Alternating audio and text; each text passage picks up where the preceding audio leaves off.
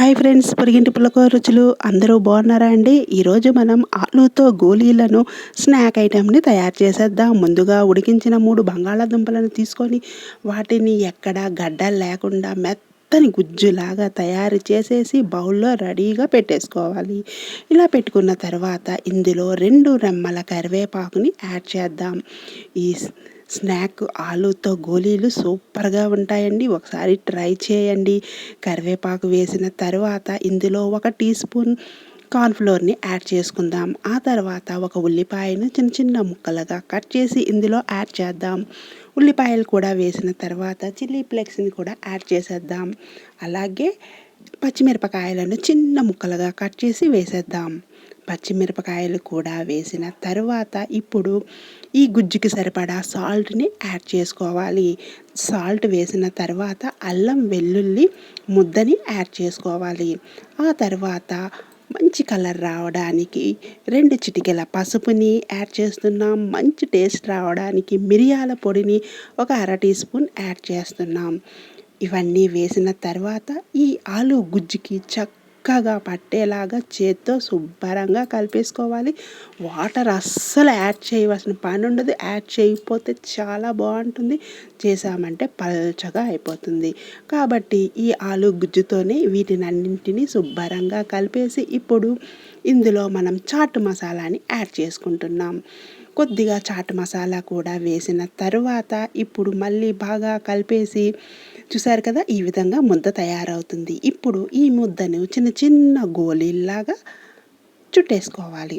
చూసారు కదా, చాలా చాలా సింపుల్ ప్రాసెస్. చిన్న పిల్లలైనా సరే ఈ ఆలు గోళీలను తయారు చేసుకోవచ్చు. టేస్ట్ మాత్రం అద్దిరిపోతుంది. ఒకసారి ట్రై చేయండి. తిన్నారంటే ఎప్పుడు కూడా ఇదే చేసుకొని తింటారు. ఎందుకంటే ఇందులో ఇంకే ఇంగ్రీడియంట్స్ మనం ఎక్కువగా వేయటం లేదు కాబట్టి చాలా సింపుల్గా తేలిగ్గా తయారైపోయే ఆలూతో గోలీలు. చూసారు కదా, ఈ విధంగా చిన్న చిన్న గోలీలను చుట్టేసి ఒక ప్లేట్లో రెడీగా పక్కన పెట్టేసుకోవాలి. ఇలా చుట్టేసి రెడీగా పక్కన పెట్టేసుకున్నాం కదా, ఇప్పుడు మనం ఈ సైజ్ అయితే బాగుంటుంది. ట్రై చేయండి.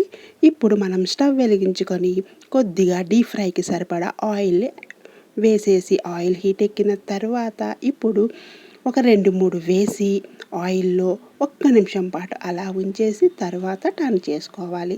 చూసారు కదా, ఎంత టేస్టీగా ఉంటాయంటే మరి తిన్నామంటే అస్సలు వదలము. చాలా చాలా టేస్టీగా ఉంటుంది. ఆలూతోని ఏం చేసినా ఎంత టేస్టీగా ఉంటుందో మనకు తెలిసిన విషయమే కదా. ఈ గోలీలను కూడా ఒకసారి ట్రై చేయండి. సూపర్గా ఉంటుంది.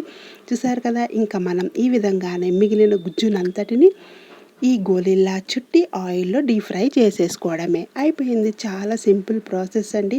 ఇలా ఈవినింగ్ పూట పిల్లలు స్కూల్ నుండి వచ్చిన తర్వాత ఈ రెసిపీని చేసి పెట్టండి. సూపర్గా ఎంజాయ్ చేస్తారు.